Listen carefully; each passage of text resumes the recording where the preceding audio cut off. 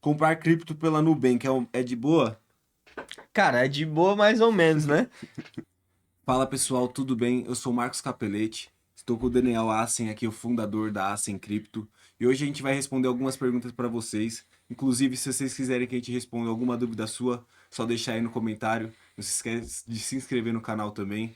Ativa o sininho, né? E a gente Exatamente. vai tentar fazer essas respostas de forma mais prolongada, né? De forma contínua, para tentar sempre trazer, porque isso é um dos objetivos nossos, né? Trazer sempre conteúdo educativo, elucidar sobre vários pontos do mercado cripto, porque tem muito uma névoa cinzenta ainda, né? Mesmo tendo Exatamente. esse crescimento, então a ideia é essa. É conectar com vocês e responder suas dúvidas também. A primeira dúvida que mandaram aí é qual foi aquela compra que te fez perder o sono? Ah, essa aí foi, eu lembro bem, porque foi perto do começo, do começo da minha trajetória no mercado cripto, eu fiz um empréstimo não sei se eu digo o nome do banco, mas eu fiz Instituição financeira aí. numa fintech roxinha, Aham. eu fiz um empréstimo lá e eu comprei tudo de Dogecoin, Nossa. Doge. Soquei no Doge. Memecoinzinha. Meme coin, eu era meio degen na época, comprei tudo de meme coin e foi um dos maiores erros, inclusive, no mercado. E eu adoro esses erros, porque dá pra aprender um bocado, Com né? certeza. Mas acho que é mais ou menos. É, Mais ou menos não. Foi essa aí mesmo. sim. Às vezes no erro a gente aprende mais, né? Com a dor a gente aprende mais É, do eu que diria que com o na maioria acerto. das vezes, é. Exato.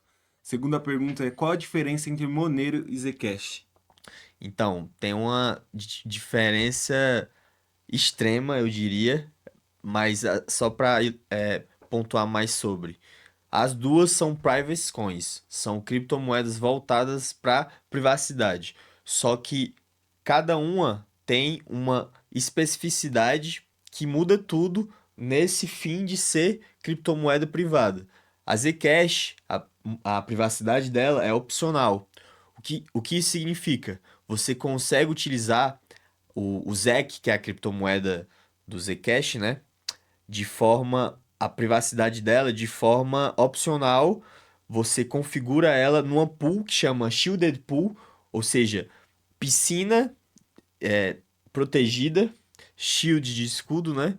E você, dentro do shield, você consegue ter a opção de transacionar com privacidade. Então, o Zcash é a privacidade opcional. Inclusive, por isso, ela consegue ser listada em várias corretoras. Ela não tem entrave, pelo menos por enquanto, entrave regulatório por ter essa privacidade opcional. Então, você pode transacionar de forma aberta, né? Blockchain aberta, Sim. ou de forma privada via opcionalidade. E a Monero, a privacidade dela é nativa.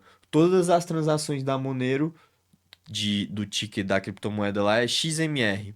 Todas as transações são privadas por configuração prévia.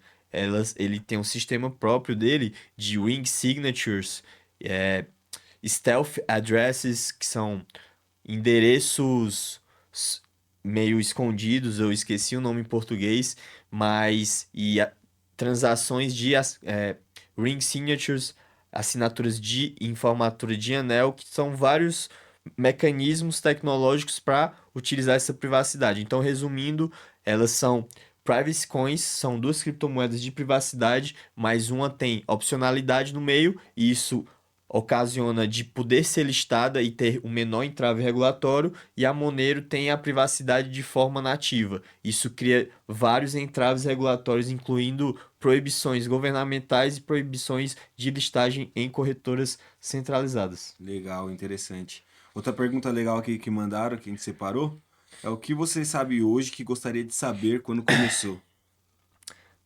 Ah, uma coisa que do mercado cripto, eu diria que é mais um conhecimento em termos gerais, que é o quê? Você não ir atrás de um investimento, uma atividade especulativa, que no final tudo é especulação, né? Mas Sim. umas são mais voltados com tem um fundamento ali por trás, mas enfim, você não ir atrás de criptoativos, de criptomoedas visando um lucro rápido. É. Porque o lucro rápido, muitas vezes, ele tem uma névoa ali que ele não tem um fim, o criptoativo, no caso, ou ativo de investimento, não tem um fim claro do que ele objetiva fazer. Às vezes, ele é só narrativa, ele promete muito, mas entrega nada, ou quase nada. Então, você ir para os principais ativos de investimento, para o que já é consolidado, para o que é mais passível de ser entendível. Por exemplo, quando você começa a estudar Bitcoin, você entende a tese em vários pontos diferentes, tecnologicamente, economicamente, sociologicamente. Então, o que eu diria é que ir atrás do core, do básico, do que é mais assertivo em termos de ganho, ou seja, é um ganho perene potencialmente via Bitcoin, enfim, e não o ganho especulativo que você poderia ganhar, multiplicar ali por 1.000 sem investimento, mas que muitas vezes você faz é perder tudo. Eu acho que o principal erro de quem inicia no mercado é esse, né? Ir atrás Do ganho do fácil. ganho fácil e de vez ir atrás do fundamento da moeda, que é o que vale hoje em dia. É com certeza. A próxima pergunta é: tem alguma moeda que todo mundo gosta e você não consegue entender o motivo? Olha, tem duas criptomoedas barra rede que, na verdade, eu diria que na minha análise não tem muito valor, mas que eu consigo entender o porquê que as pessoas atribuem valor nela. Que é, no caso, famosas, inclusive. Uma é a Cardano, a ADA, que ela é parecida em termos de fim a um Ethereum. Ela é comparável a A Ethereum, rede por do exemplo. Ethereum. Mas ela tem um nível de upgrades na rede extremamente lento e todo ativo, produto, serviço, empresa que é do ramo tecnológico precisa ser ágil, rápido, Uhum. mas a Cardano é lenta. Só que a Cardano é fundamentada em pesquisa científica, pesquisas acadêmicas. Isso é um ponto positivo porque ele é lento, mas são upgrades que de certa forma são consolidados. Mas ainda assim tem o contra de ser um ativo do meio tecnológico precisa de agilidade. Então eu consigo entender o porquê, Sim. o viés acadêmico, Aham. mas para mim não é eficiente. E na economia tudo a gente vai para eficiência. A Cardano é uma, a outra seria a XRP, mas a XRP eu até estou tendo uma análise mais assim tendo um shift na minha análise, porque a XRP ela foi com viés, pelo menos de começo, um viés para transações. E a gente consegue transacionar com Bitcoin e com stablecoins. Só que, então, para isso ela seria em tese inútil ou de valor menor.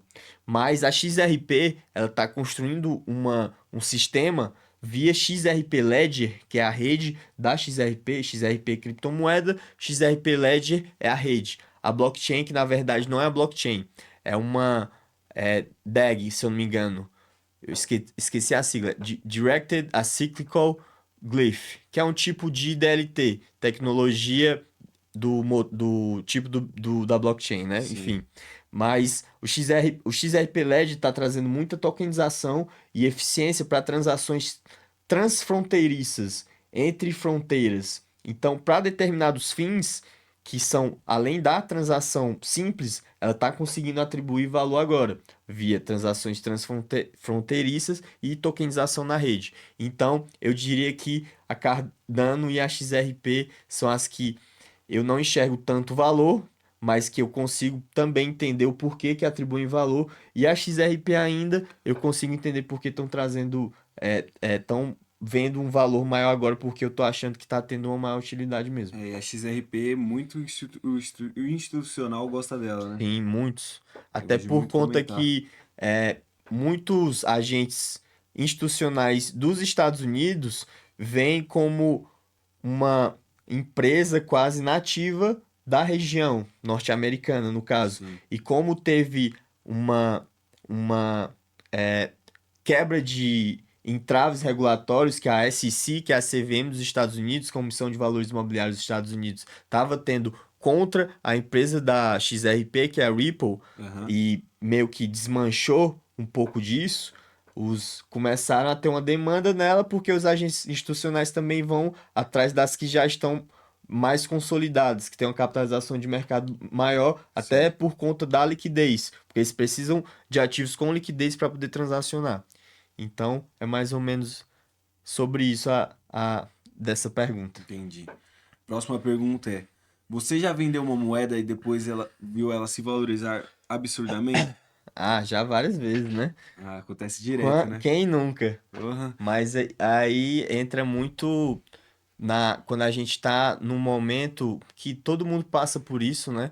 Quem investe em qualquer setor de mercado, eu diria, talvez não tanto de commodities, né? Que é price taker, são Sim. tomadores de preço, o ativo, mas ativos que têm uma especulação maior, como renda variável, ações de empresa, criptoativos, exceto alguns setores, né? Como stablecoins, mas enfim. Muitas vezes a gente entra num momento que é o mercado como um todo tá de euforia, ou então o criptoativo em si é muito novo, e aí a gente vai no FOMO, vê algo valorizando e compra no momento errado. É. Eu acho que a dor bem menor é quando você vende o ativo, ele se valoriza, você sai no lucro, do que você deixa de vender e o ativo cai e você não É, realiza o lucro e sai no prejuízo, é verdade. né? Então eu acho que, pelo menos no começo, muito disso acontece, mas quando a gente começa a entender os criptoativos sérios, aqueles que têm um valor de fato, isso tende a acontecer cada vez menos. E é até algo que eu sempre digo: preço é diferente de valor. Preço Exatamente. é ilustração de informação atribuída por agentes econômicos, que vem de vários vieses, incluindo a atribuição de valor, mas tem contexto econômico, tem entraves regulatórios, tem liquidez em determinados setores da economia, enfim, preço é diferente de valor. Se eu atribuo valor que um Bitcoin vale 1 milhão e o preço do Bitcoin está valendo US$ 60.000, para mim tá Você barato. tá com um preço Mesmo bom. caindo, É, continua barato para mim, exatamente, entende? exatamente. Sabe E o valor dele, né? é diferente de preço. Exato. Próxima pergunta é: qual wallet você usa? Ah, depende da rede, né? Mas, por exemplo, para Bitcoin, eu gosto da Blue Wallet, também a Aqua. Quando eu vou usar Liquid, que é uma sidechain do Bitcoin, SideSwap, a Aqua também serve para EVMs, Ethereum e redes relacionadas a Ethereum, que conseguem se linkar ali de alguma forma, como as L2, né? Uhum. Optimism, Arbitrum, Base. Eu utilizo a Reb ou a Phantom. A Phantom também para Solana. A Phantom também tem Sui, tem agora Hyperliquid, não sei se de forma nativa, mas eu acho que sim, não lembro, mas basicamente são essas as wallets que eu uso. Entendi. Muita gente faz essa pergunta, né? E com a valorização do Bitcoin, essa pergunta é bem interessante. Já perdi o bonde do Bitcoin? Essa aí sempre, né? É, Tem os profetas do da morte do Bitcoin, que exatamente. sempre aparecem. Tem o pessoal que tem medo de, já cresceu demais.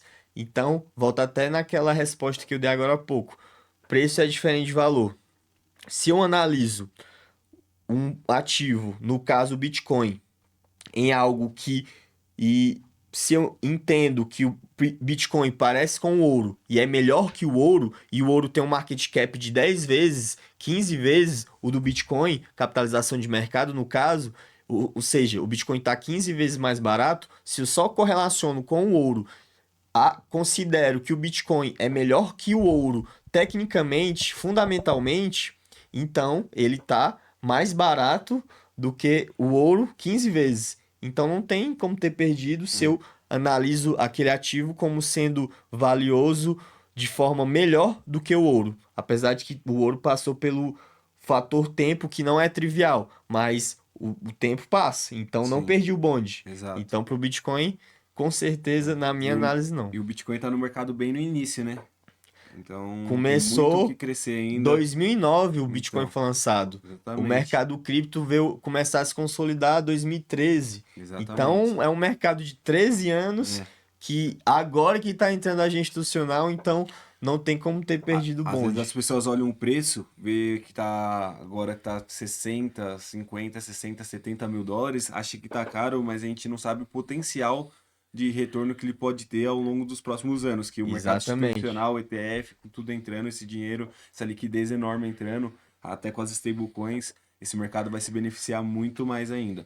A gente consegue criar correlações com outros ativos, outros produtos econômicos, bens econômicos que já Exato. existem no mercado, na economia global, mas a gente tem que entender que os criptoativos são algo totalmente novo.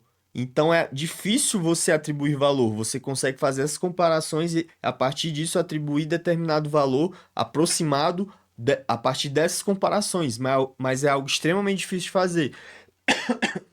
Então, eu diria que é, por ser um mercado extremamente novo, então, dependendo de onde você entra, você consegue entrar de forma, eu diria, assertiva. Então, perder o bonde, e principalmente do Bitcoin, não mesmo. É. Essa pergunta aqui agora, muita gente faz aí que tá iniciando no mercado. Quem é novo, né, entrou agora. Que diabo é o halving?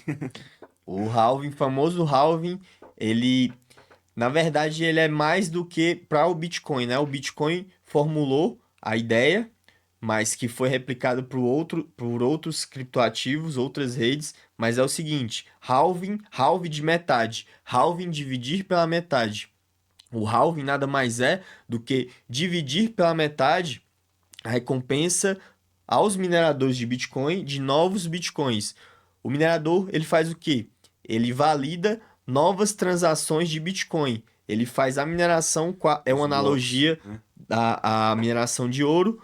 Ele minera os blocos novos. O que é que significa? Ele valida que aqueles blocos que estão entrando, que vão entrar na blockchain, eles são válidos. Ao fazer isso, e atribuindo poder computacional, energia, ele ganha uma recompensa. Recompensa é o quê? São novos bitcoins emitidos que do todo do supply da oferta do Bitcoin, que são 21 milhões, ainda não tem todos. Por enquanto, tem 20 milhões. Em 2140 haverá os 21 milhões minerados. Mas até lá, novos bitcoins serão emitidos e de 4 em 4 anos, o último halving foi em 2024, de 4 em 4 anos essa recompensa de novos bitcoins emitidos para os mineradores que fazem a validação, ela vai diminuindo pela metade. Então, agora tá em 2024 teve e tá agora 3,125 bitcoins por bloco minerado, que é a cada 10 minutos, e de 4 em 4 anos ou 210 mil blocos são divididos pela metade as recompensas aos mineradores. É. O Bitcoin, para quem não sabe, é desinflacionário. A cada 4 anos que passa e vai caindo pela metade a recompensa, vai diminuindo a inflação até por volta de 2142, né? 2140. 2140 vai ser todos os bitcoins minerados. É isso. Quanto do patrimônio em BTC? Quanto patrimônio a gente coloca em Bitcoin aí? Essa é uma pergunta muito individual, mas os maximalistas vão falar tudo e quem não acredita vai falar nada. Mas eu diria que você, no mínimo, tem que ter alguma exposição ao Bitcoin quando você entende a tese e vê que, quantitativamente, uma alocação de Bitcoin ela traz um aumento absurdo do risco-retorno de todo um portfólio de investimento. Só que se faz isso, beleza, só que você tem que considerar outros fatores, o seu contexto de vida, a sua necessidade de liquidez, a sua reserva de emergência, quanto dinheiro você tem disponível do todo, porque o todo importa no seu contexto de vida, a sua idade. Então, isso é muito variável, mas o que eu consigo dizer é que, pelo menos, em termos gerais, uma alocação mínima de 5 a 10% de Bitcoin aumenta o risco-retorno de todo um portfólio de investimento, um patrimônio, de, em termos de Sharpe Ratio, que é uma medida de risco-retorno, de forma absurda. Então, eu diria que pelo menos o mínimo 5%. Mas, em termos exatos, é muito difícil dizer. Depende da Depende pessoa. do apetite, né? Ao risco, se você gosta da volatilidade ou não aguenta a volatilidade, né? Se É, você entende o valor do ativo é e isso. tudo mais. Comprar cripto pela Nubank é de boa? Cara, é de boa mais ou menos, né? Porque você compra a cripto e não consegue sacar. E um dos principais fatores que o mercado cripto traz é o quê? É eu nem gosto muito dessa palavra, mas é exatamente isso. É o empoderamento do indivíduo. Você ter a capacidade de fazer autocustódia do seu ativo, do seu dinheiro pela primeira vez, eu diria quase, não Na quase, história, mas praticamente, né? de forma que você consegue ter só na sua cabeça guardar o seu dinheiro, porque ao longo da história você conseguiria guardar moeda física. É. Só que aquela moeda física, ela conseguia ser tomada por assaltantes, por agentes governamentais. Podia Então, estragar alguma enchente, algo do tipo exato. e... Então, pela primeira vez, o mercado cripto, via Bitcoin, lá no começo, conseguiu possibilitar que os agentes econômicos, principalmente os indivíduos, e eu diria até os mais pobres, pela primeira vez elas conseguem ter posse de fato do seu dinheiro, do seu patrimônio e do seu tempo de vida que está alocado em ativos. Porque um ativo que tem reserva de valor, ele está representando o seu tempo de vida. Então, é de boa mais ou menos, depende do que você objetiva. Porque se você objetiva extrair todo o valor do mercado cripto e também não correr um risco de um agente intermediário, eu não iria por agentes muito centralizados. Pelo menos não totalmente ou pelo menos uma parte mínima e não totalmente. Se fosse expor, se for pelo menos para começar a aprender a comprar, beleza. Mas aprender sobre autocustódia e começar a realizar esse processo de captação para a sua própria carteira, você tem que ter responsabilidade, mas é isso que o mercado exige. É o que dizem, né? Se você não tiver a carteira de autocustódia, o dinheiro não é seu, é da corretora, é do banco, a cripto, na É verdade, né? isso. O Bitcoin, ou o Ethereum, ou o que você quiser colocar de criptoativo na tua carteira, não vai ser seu, vai ser do banco. Se acontecer alguma coisa com a corretora ou o banco, ele vai ficar com a sua criptomoeda e seu dinheiro. Então você não faz é bom fazer autocustódia para você ser responsável por ele. E se proteger, né? Exatamente. Então é isso, galera. Esse foi nosso vídeo aí hoje respondendo as perguntas. Se você gostou do vídeo, deixa o seu like aí, curte o vídeo, compartilha e manda sua pergunta aqui embaixo. Valeu, pessoal. Em breve a gente vai fazer mais vídeos também nesse mesmo processo de responder as dúvidas. Beleza? Um abraço, valeu. Abraço, valeu.